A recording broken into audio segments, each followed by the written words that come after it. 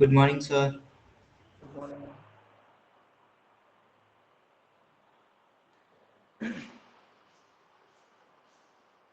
आज तो आपको बिल्कुल हिंदी की क्लास भी होगी, पता है ना सब लोगों Yes, को? sir. रजिस्टर कर लिया सब लोगों ने? हिंदी की क्लास भी Yes, होगी sir. आज आपको, बिल्कुल क्लास भी।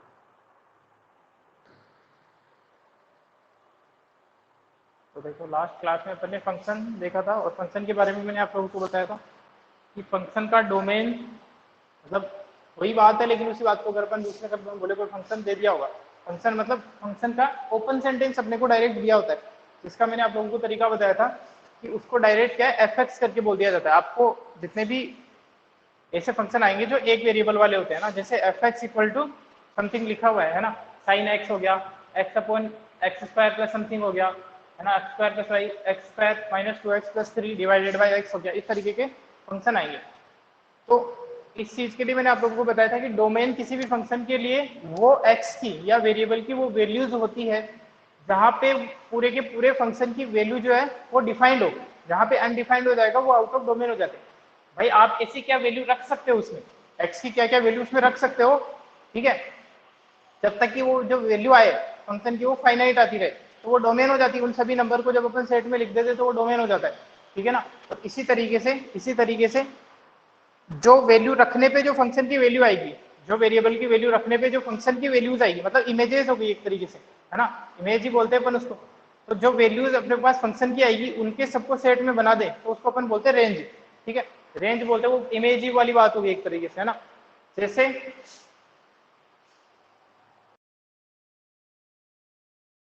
जैसे लेट्स सपोज किसी फंक्शन में, किसी फंक्शन की बात करूं मैं, मान लो ये फंक्शन है f x equal to three, f x equal to three, या फिर इसको वाई भी बोल दिया जाता है। तो आप x की वैल्यू 1 रखो, 2 रखो, 3 रखो, 4 रखो, हमेशा इसकी वैल्यू क्या रहेगी, 3 रहेगी, क्योंकि कांस्टेंट फंक्शन है ना। आ रही बात समझ में? ऐसा फंक्शन भी आ सकता है भाई, f x equal to three है, ठीक है। अब यहाँ पे आप f1 की वैल्यू रखोगे तो भी कोई फर्क नहीं पड़ रहा, इसकी वैल्यू भी क्या है, थ्री है। f2 की वैल्यू भी क्या है, थ्री है। यानी कि सभी की इमेज थ्री है, और सभी इमेजेस को जब आप सेट में लिखोगे तो वो क्या बन जाएगी, रेंज बन जाएगी। तो इस फंक्शन की जो रेंज है वो तो थ्री है। और क्या क्या वैल्यू आप इसमें x की रख सकते हो, हर वैल्यू रख सकते हो, सारे रियल नंबर, भाई कोई भी रियल नंबर रख सकते हो ना, ऐसी कोई कंडीशन है ही नहीं। कंडीशन कहाँ पे होती है, जैसे मैंने आपको एग्जांपल बताए थे लास्ट क्लास में, जैसे ऐसा फंक्शन आ गया F x equal to X upon X minus one आ गया, तो यहाँ पे आप एक्स की वैल्यू वन नहीं रख सकते। क्यों नहीं रख सकते, कि जैसे एक्स की वैल्यू वन रखोगे ये क्या हो जाएगा, जीरो हो जाएगा। फिर उस केस में ये फंक्शन अनडिफाइंड हो जाएगा, नॉट डिफाइंड हो जाएगा, इनफाइनाइट हो जाएगा उस केस में, ठीक है ना। तो इसलिए आप डोमेन में फिर एक्स इक्वल टू वन नहीं रख सकते हो। आ रही बात समझ में? तो इसी तरीके से इसमें तो आप एक्स की कोई भी वैल्यू रख सकते हो, तो डोमेन तो आर हो जाएगा, पूरा real number, set of real number. लेकिन रेंज जो है इसकी थ्री रहेगी, क्योंकि इसकी इमेज आपको कोई और मिलने वाली नहीं है, क्योंकि फंक्शन ही इस तरीके का है।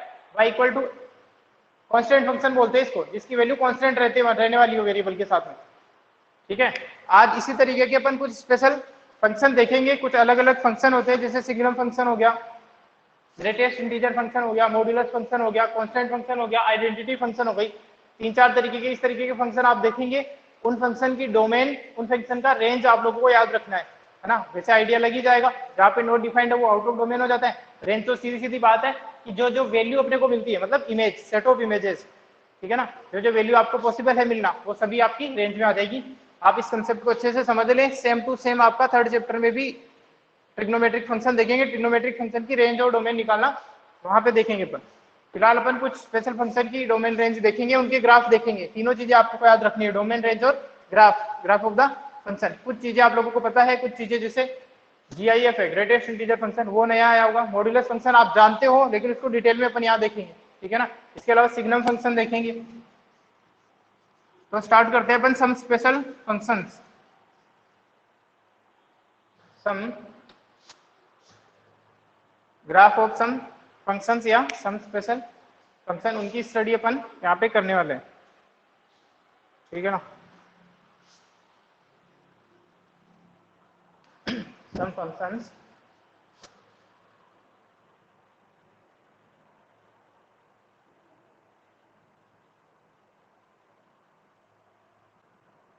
And here graphs.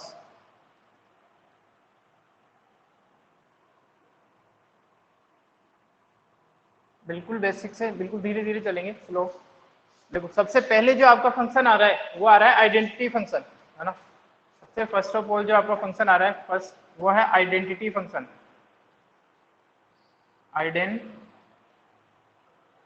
Identity function. कई बार ये वर्ड सुन के आए हो तो यहाँ पे भी आपको मतलब इसका समझ में इजीली आ जाएगा। जैसे आपने सुना है एडिटिव आइडेंटिटी, है ना। एडिटिव आइडेंटिटी का मतलब ये होता है कि किसी भी नंबर में आप ऐसा क्या ऐड करो जिससे कि वापस से सेम नंबर मिल जाए, है ना। मल्टीप्लिकेटिव आइडेंटिटी का मतलब ये होता है कि किसी नंबर में आप ऐसा क्या मल्टीप्लाई करो जिससे वापस ये सेम नंबर ही आपको रिजल्टेंट में मिल जाए। आइडेंटिटी मतलब कुछ चेंज नहीं होने वाला है उस चीज में, वो कि वही आ जाए। एक तरह से ये बोल सकते हैं, पर आइडेंटिटी से आइडिया लगा सकते हैं कि वो कि वही चीज अपने को वापस से मिल जाए। आइडेंटिटी मल्टीप्लिकेटिव आइडेंटिटी आप लोगों ने देखी है ना, एडिटिव आइडेंटिटी अपन ने देखी थी। तो इसी तरीके से आइडेंटिटी फंक्शन है। आइडेंटिटी फंक्शन का मतलब ये है कि जो x की वैल्यू वही y की वैल्यू, ठीक है, जो x की वैल्यू वही y की वैल्यू, y की वैल्यू मतलब fx फंक्शन की वैल्यू, जो वेरिएबल की वैल्यू होती है वही वैल्यू ऑफ द फंक्शन हो जाती है। जैसे मैं आप लोगों को बता दूं एक बात कि अगर मैं आप लोगों को फंक्शन दूं fx equal to x minus 3, समझना बात को। तो यहाँ पे जब मैं x की वैल्यू 1 रखूंगा, fx को अपन y भी बोलते हैं, y इसलिए बोलते हैं क्योंकि y इस value of the function, fx का मतलब है, प्लीज ध्यान रखें, इसको बोलते हैं value of the function. Value of the function को आप y एक्सिस पे प्लॉट करते हैं इसलिए इसको y से रिप्रेजेंट कर दिया जाता है। बाकी वैल्यू ऑफ द वेरिएबल को आप x एक्सिस पे प्लॉट करते हैं। ध्यान रखना इस चीज को, ठीक है ना। यहाँ पे मैं लिख देता हूँ आप लोगों के लिए हिंट, आप लोग कहीं कॉपी में साइड में ये चीज लिख दें। इस तरीके का जो रिप्रेजेंटेशन था ना, fx, यहाँ पे ये जो वेरिएबल है इसकी जब मैं कुछ वैल्यू रखूंगा तो ये तो होती है वैल्यू ऑफ वेरिएबल।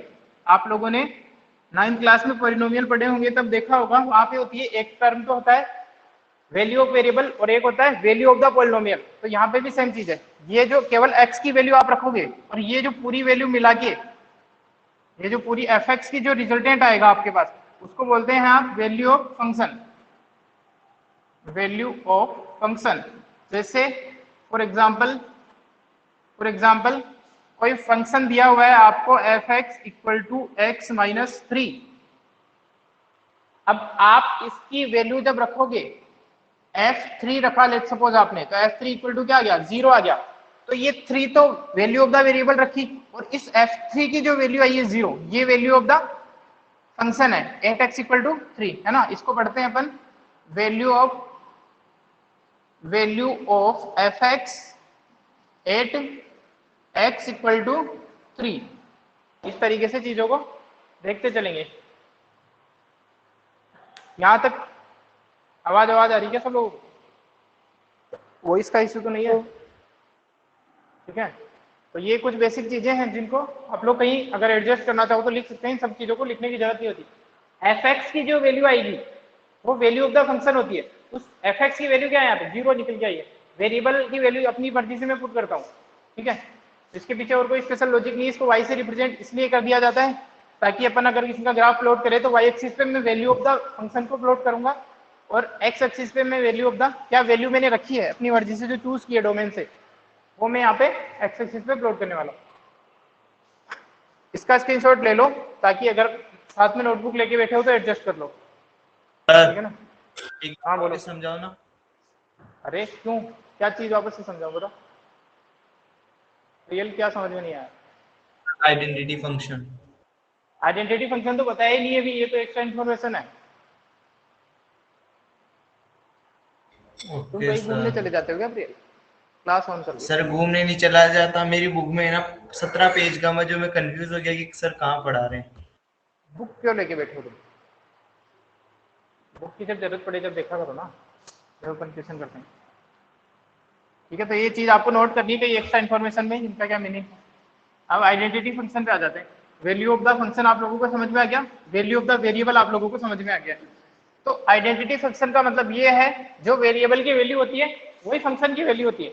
ऐसा कब हो सकता है, अगर कोई फंक्शन इस फॉर्मेट में हो, अगर मान लो कोई फंक्शन है fx इक्वल टू x, आ गई बात समझ में। अगर कोई फंक्शन है fx इक्वल टू x, इसको मैं y भी बोल देता हूँ, कोई प्रॉब्लम नहीं है।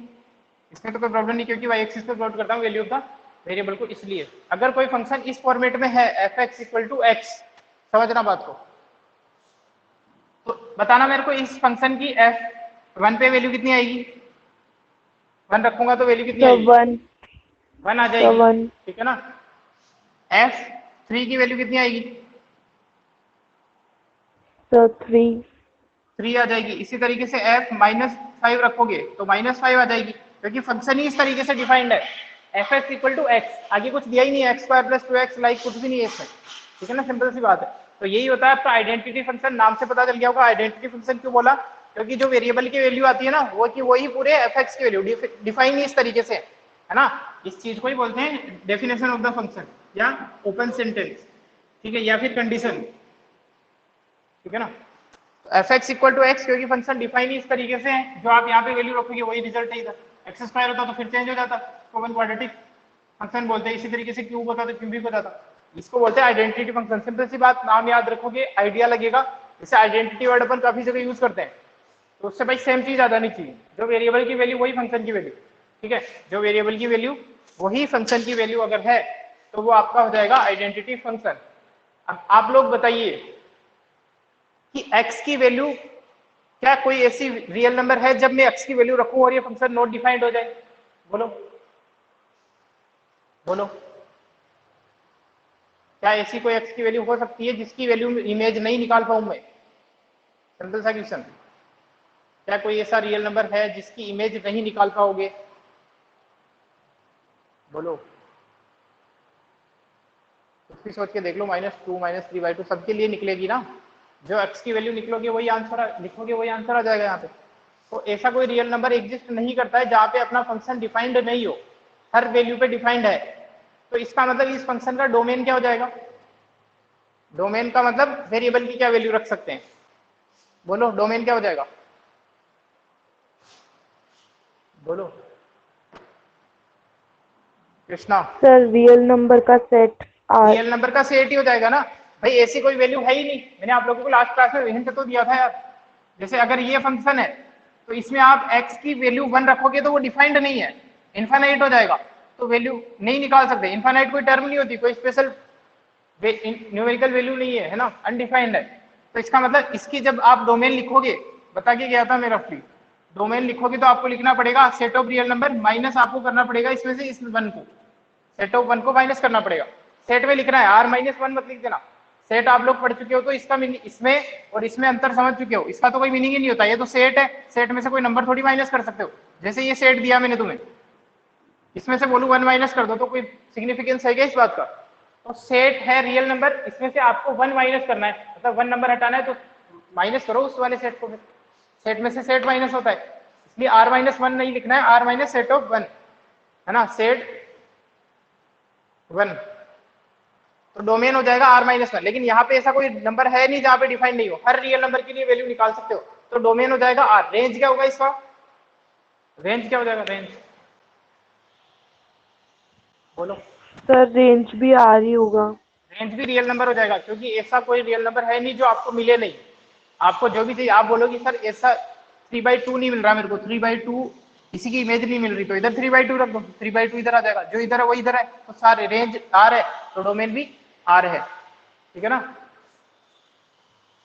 तो यही आपका क्या होता है, आइडेंटिटी फंक्शन होता है, जो वैल्यू वेरिएबल की वही वैल्यू फंक्शन की हो जाएगी। और यहाँ पे अगर लिखना चाहूँ डोमेन, डोमेन मतलब value of the that those values of the variable at which function is defined, अगर आप लोग कहीं लिखना चाह रहे हो तो, है ना। यहाँ पे फंक्शन के लिए अगर आप यहाँ पे लिखना चाह रहे हो इसको भी एक्स्ट्रा इन्फॉर्मेशन, तो यहाँ पे लिख देता हूँ दोज वैल्यूज ऑफ वेरिएबल, ठीक है, वैल्यू ऑफ वेरिएबल और वैल्यू ऑफ फंक्शन में फर्क है। Those values of variable at which function is defined, defined मतलब डेफिनेट वैल्यू होनी चाहिए, इनफाइनाइट नहीं होना चाहिए, सिंपल सी बात, डिफाइंड, ठीक है। तो वो हो जाता है डोमेन। रेंज होता है सेट ऑफ इमेजेस, मतलब सेट ऑफ इमेजेस मतलब आपको क्या क्या वैल्यू फंक्शन की मिल रही है ना। रेंज होती है सेट ऑफ इमेजेस, या फिर इसी चीज को अपन ऐसे भी बोल सकते हैं, रेंज का मतलब हो गया set of all possible values of function, values of function, function की जितनी भी वैल्यू पॉसिबल है, फंक्शन की, ध्यान रखना, वैल्यू ऑफ फंक्शन और वैल्यू ऑफ वेरिएबल कंफ्यूज नहीं होना है। फंक्शन की जितनी भी वैल्यूज पॉसिबल है उन सबको सेट में लिख दो तो वो रेंज बन जाएगी, और डोमेन होती है those values of variable at which function is defined. तो इसको आप एक्स्ट्रा इन्फॉर्मेशन में लिख लेना डोमेन रेंज को हिंट के लिए। यहाँ पे फिलहाल इस फंक्शन की डोमेन रेंज की बात करें तो डोमेन आर है और रेंज भी आर है। अच्छा, इसका ग्राफ अगर मैं बनाना चाहूँ तो इसको y से रिप्रेजेंट करेंगे ग्राफ के लिए, ताकि y एक्सिस पे पर इस चीज को रिप्रेजेंट कर पाए। तो इसका ग्राफ कैसा बनेगा? इसका ग्राफ बनेगा कुछ ऐसा।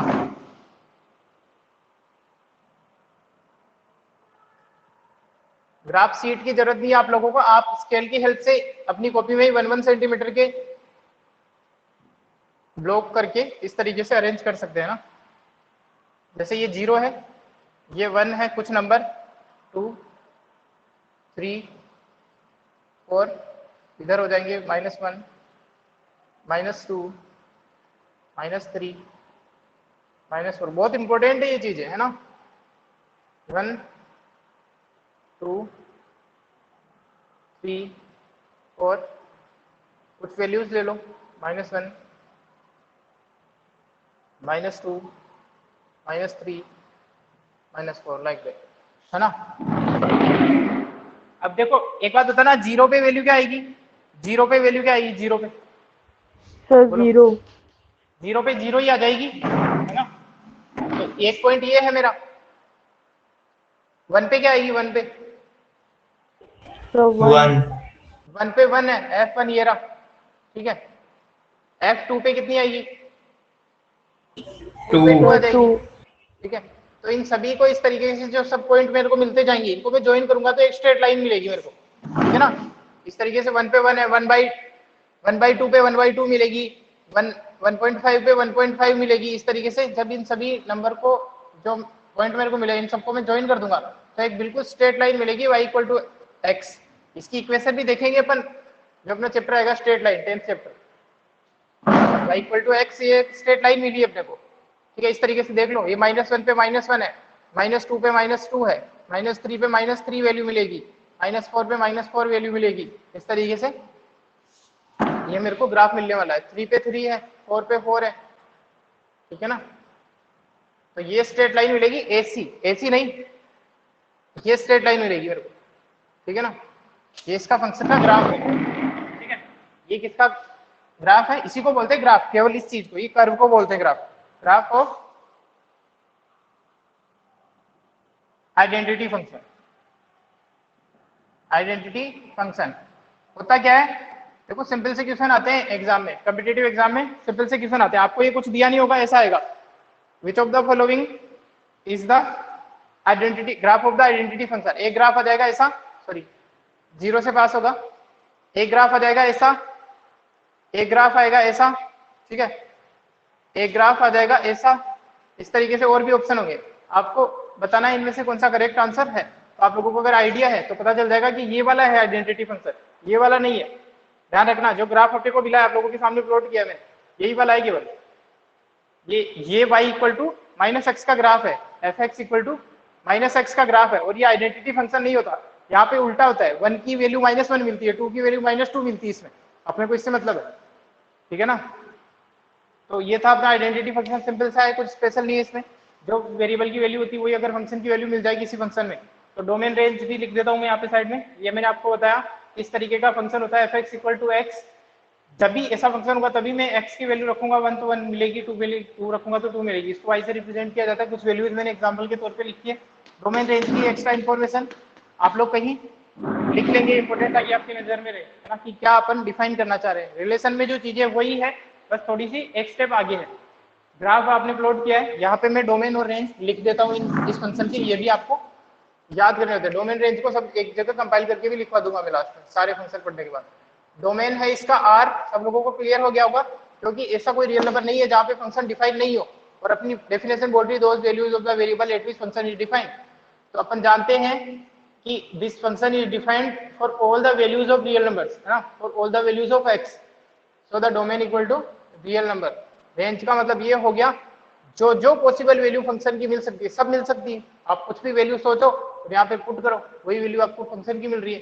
तो ये हो जाएगी आपकी रेंज भी R और डोमेन भी R, ठीक है ना। आगे बात, ये इंपॉर्टेंट चीज है, ये आपको याद रखनी है, डोमेन रेंज और ग्राफ, फंक्शन का डोमेन रेंज और ग्राफ, ठीक है ना। इसका स्क्रीनशॉट ले लो, इंपॉर्टेंट सर है, अभी स्क्रीनशॉट पता ले चलेगा ले। एक बार समझ तो देखो। हाँ स्क्रीनशॉट लो, एक मिनट इसको मिटा लो।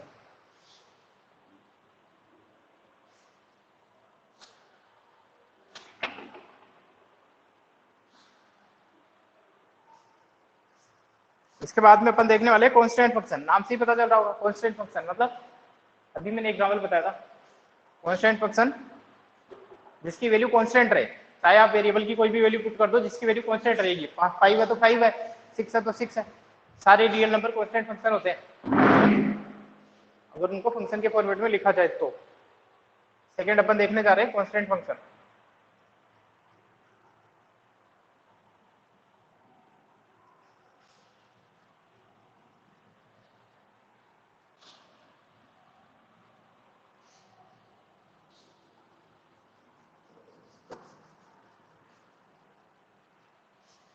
और जितने भी फंक्शन आएंगे आपके रियल वैल्यूड फंक्शन आएंगे। रियल फंक्शन और रियल वैल्यूड फंक्शन मैंने बताए थे, इस चीज पे आपको ज्यादा गौर भी नहीं करना है वैसे तो। रियल वैल्यूड फंक्शन मतलब जब फंक्शन की वैल्यू सारी की सारी वैल्यू जो आपको मिले वो रियल मिले, ठीक है ना।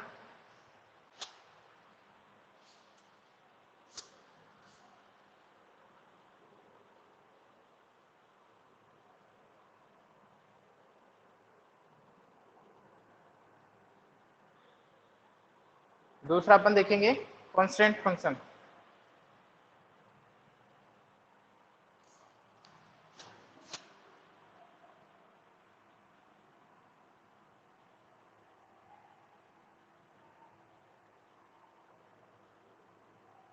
कांस्टेंट फंक्शन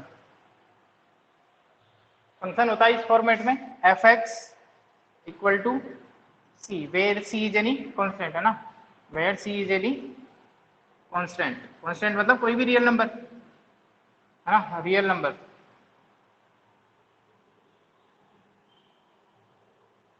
सी के कुछ भी ले सकते हो यहाँ पे, है ना, f x equal to c where c is any constant. आप लोग इसकी डोमेन रेंज बताना एक बार। अच्छा मैं कुछ एग्जांपल बता देता हूँ पहले, इसके बाद में करेंगे डोमेन रेंज। एग्जांपल अगर आप लोग चेक करना चाहो तो आप लोग बताइए, अगर मैं वैल्यू 1 रख दूं, मान लो एफ एक्स इक्वल टू ये नंबर ही है कोई 3 4 5 कुछ लिखा हुआ है, इन जनरल बात कर रहे हैं इसलिए सी लिख दिया। f1 की वैल्यू क्या होगी इस फंक्शन के लिए?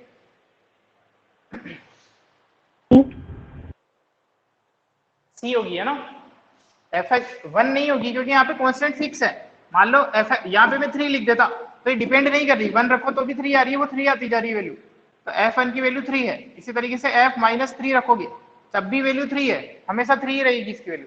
इसीलिए तो कांस्टेंट फंक्शन है कि वैल्यू ही कांस्टेंट है ना। If the value of the function remains constant always, इसीलिए वो कांस्टेंट फंक्शन है। भाई वेरिएबल की कोई भी वैल्यू रख दो तो हमेशा कांस्टेंट मिलेगी। अब आप लोग थोड़ा सा दिमाग लगाएंगे और इसकी डोमेन रेंज बताएंगे मेरे को, डोमेन एंड रेंज सोच समझ के, डोमेन और रेंज बताइए। सर डोमेन तो R और range C। Very good. Domain तो हो जाएगा R set of real number और रेंज हो जाएगा C। ऐसे नहीं लिखना है इसको, सेट के अंदर लिखना पड़ेगा क्योंकि मैंने आपको बताया था डोमेन और रेंज की जब रिलेशन के टाइम पे definition, these are the set, this is the set of images and this is the set of values of variable, है ना। तो सेट है तो आपको, क्योंकि R का वैल्यू मतलब मेरे को पता है this is the set of real number, है ना, इसलिए पूरा लिखने की जरूरत नहीं होती, केवल C नहीं लिख के छोड़ना है, उसको करली ब्रेसेस में बंद करना है तभी पता चलेगा वो सेट है, ठीक है ना। तो ये डोमेन रेंज पता चल गई। कई लोगों को अगर समझ नहीं आ रहा तो क्लियर समझो, देखो रेंज होती है इमेजेस की सेट और यहाँ पे आपको इमेज मिलेगी नहीं कोई और सी के अलावा, 3 -5 कुछ भी रखते जाओ आप हमेशा आपको सी मिलेगा। जैसे इस तरीके के फंक्शन होते हैं y equal to 3, y equal to -5, y equal to -10.5, ये सब जो फंक्शन है वो कांस्टेंट फंक्शन है। y मतलब fx है ना, इससे y से डर मत जाना, y मतलब fx, ये कुछ नहीं है। तो इसकी वैल्यू हमेशा 3 मिल रही है, x की कोई भी वैल्यू रखते जाओ आप, इसकी वैल्यू हमेशा -5, ये सब कांस्टेंट फंक्शन होते हैं रियल नंबर, ठीक है ना। इसका ग्राफ बनाएंगे अपन।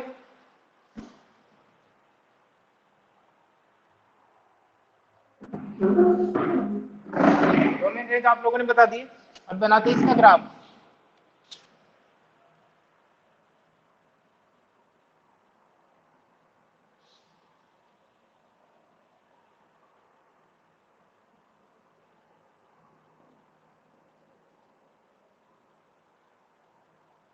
ये तो रियल नंबर कोई मान लो इसके 3 4 5 है, मान लो यहाँ पे कहीं आ रही है सी, है ना, ये है 1, ये 2 3 -1 -2 -3। मान लो ये जो सी है वो रियल नंबर, वो यहाँ पे है कहीं पे, ये सी यहाँ पे है, मान लो ये जो लेंथ है ना यहाँ से यहाँ तक वो सी है, कुछ भी हो सकती है ना रियल नंबर, 3 4 5 3.5 कुछ भी है, तो इसको मैंने सी बोल दिया यहाँ से यहाँ तक की लेंथ को।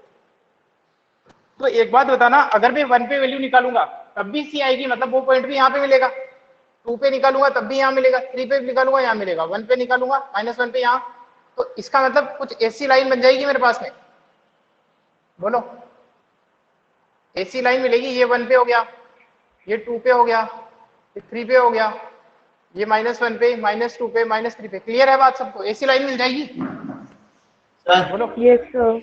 हाँ एक बार ये क्या वापस बोल- समझाओ ना ग्राफ।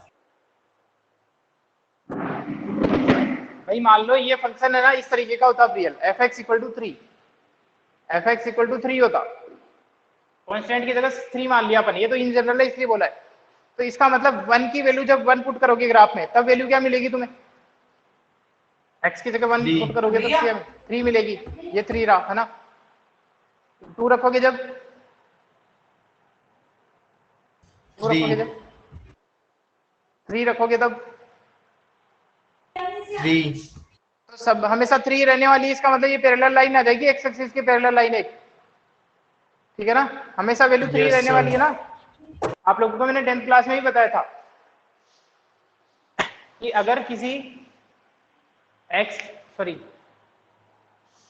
जो पॉइंट, ऐसे पॉइंट जिनका y कोऑर्डिनेट फिक्स रहता है ना, तो वो आपको ये 11th क्लास का मैटर है, चलो आप लोगों को रहने दो, स्ट्रेट लाइन पढ़ेंगे तब देखिए। तो ये बात समझ में आ गई होगी आप लोगों को, एक्स एक्सिस के पैरेलल एक स्ट्रेट लाइन आप लोगों को मिलेगी। इसी तरीके से ये है सी कुछ ना कुछ नंबर ही है, तो मैंने मान लिया ये सी नंबर जो है ना यहाँ पे नीचे भी हो सकता है, नेगेटिव में होगा, तो इस तरीके का ग्राफ आ जाएगा आप लोगों के पास, बोलो क्लियर हुआ, ओके सर। ठीक है ना। Yes sir. भाई और लेंथ क्या होगी, जो इस कांस्टेंट की वैल्यू वही लेंथ हो, वही डिस्टेंस हो जाएगी फ्रॉम द ओरिजिन, ठीक है ना। तो यहाँ पे अपन नोट करके लिख सकते हैं, यहाँ पे नोट करके लिख देता हूं मैं, graph of constant function is a parallel line, is a line parallel to x axis, है ना। यहाँ पे अपन नोट करके लिख सकते हैं, graph of a constant function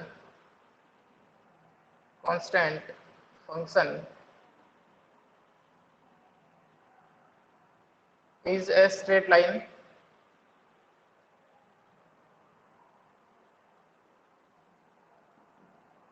parallel to x axis, याद रखिए पैरेलल टू एक्स एक्सिस, इन पॉइंट को याद रखना है, ये नोट में लिखवा रहा हूँ, इसका मतलब इंपॉर्टेंट है, नोट में मैं वही पॉइंट लिखवाता हूँ जो आपकी थ्योरी से भी ज्यादा इंपॉर्टेंट है, ध्यान रखना, parallel to x axis not parallel to y axis, ठीक है। ये आपका कांस्टेंट फंक्शन नहीं है, अगर कोई लाइन ऐसे दी हुई है तो ये कांस्टेंट फंक्शन नहीं है, पैरेलल टू एक्स एक्सिस, ठीक है। डोमेन रेंज पता चल गया, ग्राफ पता चल गया, ठीक है। और नोट आप लोग याद रखेंगे, graph of the constant function is a straight line parallel to x axis, right.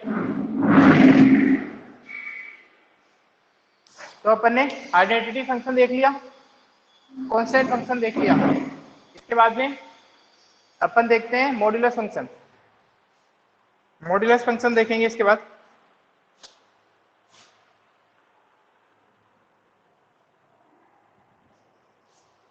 इसका स्क्रीनशॉट ले लिया, स्क्रीनशॉट लो इसका। डोमेन रेंज याद रखेंगे, डोमेन रेंज याद रखेंगे इनकी।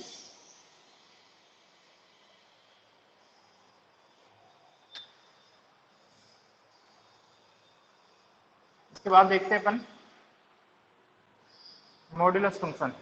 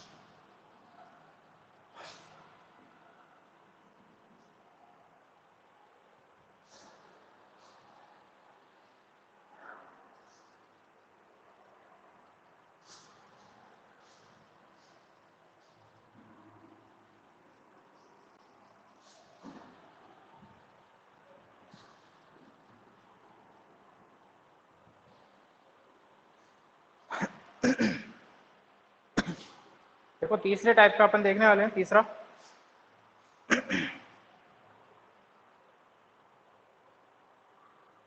ऐसा करेंगे मॉड्यूलस फंक्शन कल वाली क्लास में देखेंगे। आज अपन देखते हैं पहले सिग्नम फंक्शन, है ना, पहले सिग्नम फंक्शन देखेंगे, मॉड्यूलस बाद में देखेंगे। थोड़ा डिस्कशन उस पर लंबा चलेगा, है ना। आप लोगों की आज क्योंकि 12th वालों की हिंदी क्लास भी स्टार्ट होनी है, इसलिए सर यहीं पे लेंगे क्लास को, आने वाले होंगे। थर्ड देखते हैं अपन सिग्नम फंक्शन।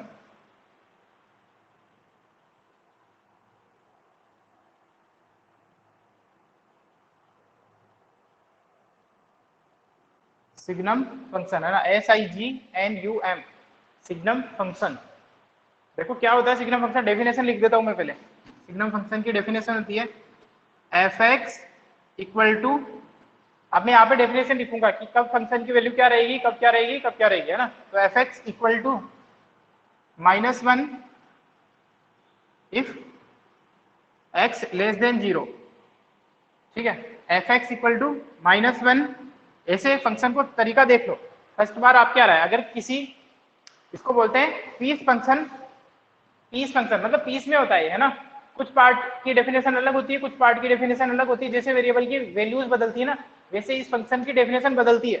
तो ऐसे फंक्शन को बोलते हैं पीस फंक्शन, टुकड़ों में होता है ना, पीस टुकड़ों में होता है, इसलिए पीस फंक्शन भी बोलते हैं इस फंक्शन को। तो fx इक्वल टू, इसकी वैल्यू -1 रहेगी जब x लेस देन 0 है, मतलब नेगेटिव है तो -1 रहेगी।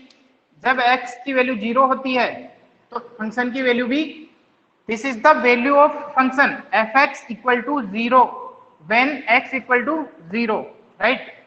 fx equal to -1 if x equal to less than 0, sorry x less than equal to x less than 0, ठीक है ना। और इसकी वैल्यू 1 होती है अगर x 0 से बड़ा हो तो। ये तीन डेफिनेशन है, टुकड़ों में है, इसलिए इसको पीस फंक्शन बोलते हैं, ठीक है ना। ऐसे फंक्शन, किसी पर्टिकुलर फंक्शन को नहीं, पीस फंक्शन, ठीक है ना। इतना इंपॉर्टेंट नहीं है, वैसे याद रख लो। ठीक, कई सारे फंक्शन, जैसे मॉड्यूलस फंक्शन को भी अपन देखेंगे, उसकी भी डेफिनेशन चेंज होती है, तो उसको पीस फंक्शन बोलते हैं। तो ये आपका था सिग्नम फंक्शन। डेफिनेशन होती है x की वैल्यू, आपको मतलब चेक ही नहीं करना इसमें कि वैल्यू क्या है, बस आपको ये देखना है कि x 0 से छोटा है या 0 है या 0 से बड़ा है। 0 से छोटा है तो फंक्शन की वैल्यू आंख बंद करके -1 है, 0 ही है तो 0 है, पॉजिटिव है तो 1 है, सिंपल सी बात, ठीक है। अब आप लोग मेरे को कुछ एग्जांपल ले लेते हैं अपन। यहाँ पे मेरे को कुछ वैल्यूज मैं आपको पूछ लेता हूँ इस फंक्शन के लिए, सिग्नम फंक्शन के लिए। तो आप लोग मेरे को ये वैल्यूज है वो निकाल के बताएंगे,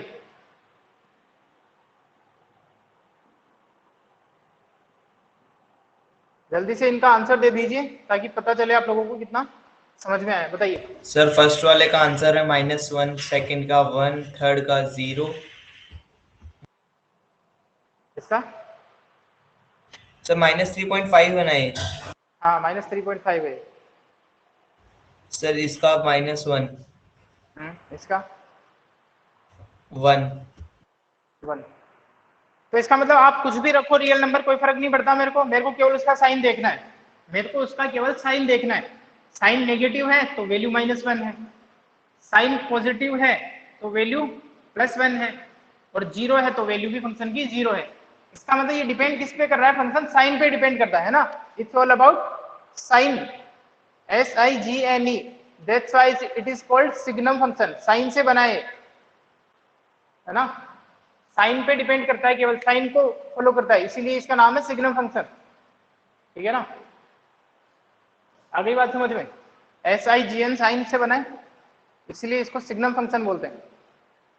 प्रोनाउंसिएशन सिग्नम फंक्शन है, और ये केवल साइन के लिए है कि अगर पॉजिटिव साइन है तो वैल्यू +1, नेगेटिव साइन है तो वैल्यू -1, 0 है तो फिर 0 है वैल्यू। आप लोग डोमेन रेंज थोड़ा सोच के बता दे तो बहुत खुशी होगी मेरे को, अगर इस बार बता पाए तो सब बच्चे। डोमेन रेंज बताइए। सर डोमेन तो आर। डोमेन तो आर हो जाएगा है ना, किसी कोई भी वैल्यू पे निकाल सकते हैं फंक्शन की वैल्यू। रेंज क्या हो जाएगी? सर -1 और 1। वेरी गुड, है ना, वेरी गुड। -1, 0 और 1, इनके अलावा आपको कोई और वैल्यू मिल नहीं सकती है ना। इसका मतलब आप लोगों को समझ में आ रही है कहानी। इसके अलावा कोई और वैल्यू मिल नहीं सकती, डेफिनेशन ही ऐसी है। इनकी तो डेफिनेशन भी याद रखनी पड़ेगी। ये डोमेन रेंज है, ठीक है, इसको भी याद रखना ही है। डोमेन रेंज इंपॉर्टेंट फंक्शन है। सिग्नम फंक्शन डेफिनेशन याद रखनी है। क्या मतलब होता है? सिग्नम फंक्शन क्यों नाम है? क्योंकि साइन को डिफाइन करता है, साइन पे डिपेंड करता है। क्यों? साइन पॉजिटिव तो value of the function positive, मतलब 1 +1। 0 है वेरिएबल की वैल्यू तो फंक्शन की वैल्यू भी 0, अगर पॉजिटिव है तो +1। ग्राफ बिल्कुल सिंपल है। ग्राफ पे थोड़ी सी एक ट्रिक आप लोग समझ लें, एक नई चीज आप लोगों के सामने आ रही है, छोटा सा कंसेप्ट।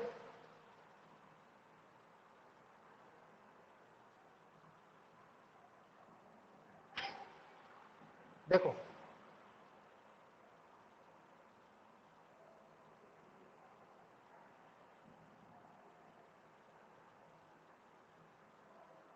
-1, -2, -3, सिंपल सी बात है। x की वैल्यू जब 0 होती है तो फंक्शन की वैल्यू क्या होती है? 0। x की वैल्यू 0 पे फंक्शन की वैल्यू भी होती है 0। यहाँ पे मैंने इसको हाईलाइट कर दिया है, ठीक है। एक बात समझाना, x की वैल्यू +0.00002 है, और x की वैल्यू -0.0002 है। इन दोनों की वैल्यूज बताना एक बार मेरे को। इनकी वैल्यू, सर ऊपर वाले की 1 और नीचे वाले की वेरी गुड। -1। इसका मतलब यह है कि एग्जैक्ट 0 पर तो 0 है, लेकिन आप 0 से जैसे ही थोड़ा सा भी राइट साइड में जाते हो, थोड़ी सी भी वैल्यू बड़ी करोगे तो +1 हो जाएगा, थोड़ी सी भी छोटी करोगे तो फिर -1 हो जाएगा। इसका मतलब एक बात बताना यार, x = 0 पे तो 0 है, ठीक है, लेकिन x = 0.0001 पे भी क्या हो जा रही है? 1 हो जा रही है। तो इस चीज को कैसे करूंगा मैं, इस चीज को कैसे दिखाऊंगा? इस चीज का तरीका देखो कैसे करते हैं इस चीजों को, कि भाई x = एग्जैक्ट 0 पे तो 0 है, लेकिन 0 से जैसे ही थोड़ी बड़ी होगी ना, वहां पे 0 नहीं है, फिर क्या हो जाती है? 1 हो जाती है। तो इसके आगे सारी जो वैल्यू है वो कुछ ये मिलती जाएगी इधर पॉजिटिव के लिए। देख लो, 1 पे 1 मिलेगी, 2 पे 2 मिलेगी, 1.5 पे 1 मिलेगी, 3 पे 1 मिलेगी, 3.5 पे, 6.5 प्लस जितने भी है उन सब पे हमेशा वैल्यू 1 मिलती जाएगी। क्या बोलो? यस बोलो, सर। ठीक है। Yes, sir. एरो इसलिए बनाया है क्योंकि इन्फिनिट तक चलेगी इधर। जैसे ही आप नेगेटिव साइड में उतरोगे, जैसे ही थोड़ा सा भी इधर आओगे तो वैल्यू धड़ाम से गिर के किस पे आ जाएगी? -1 पे आ जाएगी, ठीक है। और हमेशा वैल्यू क्या रहेगी फिर? -1 रहेगी। चाहे आप -3 पे निकाल लो, -2 पे निकाल लो, -1 पे निकालो, या किसी भी नेगेटिव नंबर पे निकाल लो, हमेशा वैल्यू -1 रहने वाली है। लेकिन यहाँ पे एक प्रॉब्लम ये हो रही है कि आप इसको यहां से ज्वाइन कर रहे हो। इसका मतलब, ग्राफ का मतलब तो ये हो गया ना कि अगर कोई ग्राफ को देखेगा बच्चा तो ये बोल देगा यार 0 पे भी तो आपने यहाँ ज्वाइन कर रखा है, तो 0 पे वैल्यू 1 होनी चाहिए, फिर 0 पे वैल्यू -1 भी होनी चाहिए, फिर 0 पे वैल्यू 0 भी होनी चाहिए। तो इस कंफ्यूजन को अवॉइड करने के लिए अपन क्या करते हैं कि ये जो 0 वाला पार्ट है ना, मतलब x इक्वल टू 0 के लिए यहाँ पे एक छोटा सा सर्किल बना देते हैं।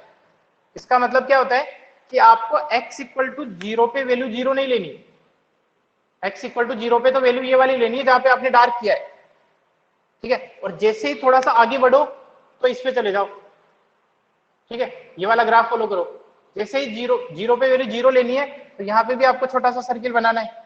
इसका मतलब ये होता है कि ये वाली जो लाइन है वो इस चीज इसके लिए नहीं है, यहाँ पे जहाँ पे आपने छोटा सा सर्किल बनाया इसका मतलब है कि इसके लिए नहीं है, मतलब x इक्वल टू 0 के लिए नहीं है ये लाइन, बाकी सबके लिए है।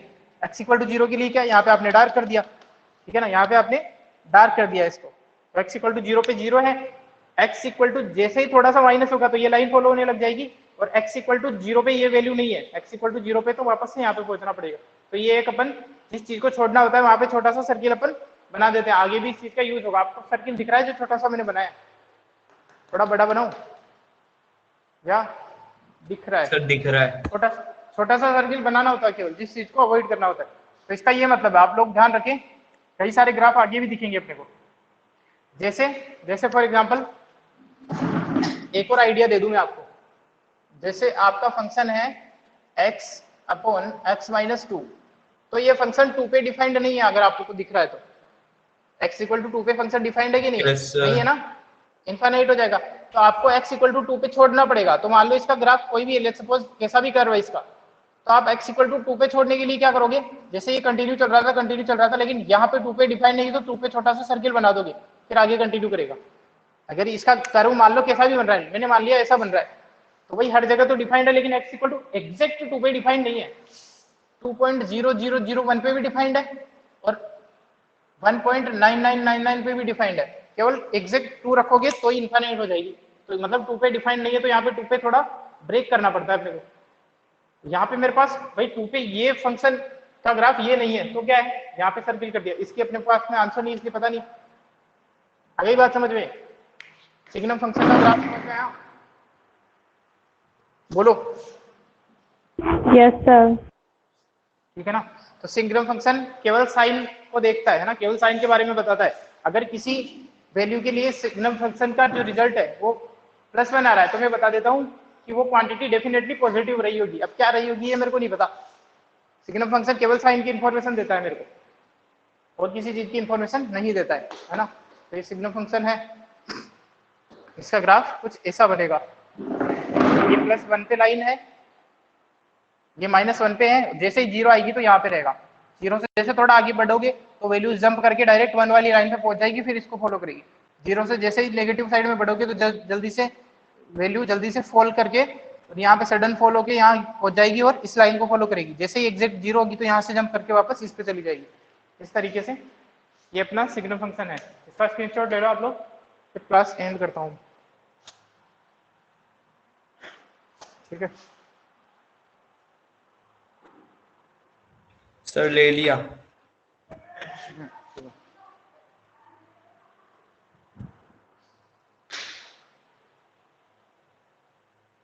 उसके बाद नेक्स्ट क्लास में अपन मॉड्यूलस फंक्शन वगैरह देखेंगे। सर इसका एग्जांपल बताना अगली क्लास में।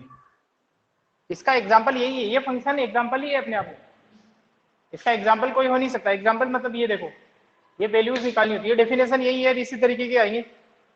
अगर f(x) सिग्नम फंक्शन है तो f-1 f-3 की वैल्यू क्या होगी?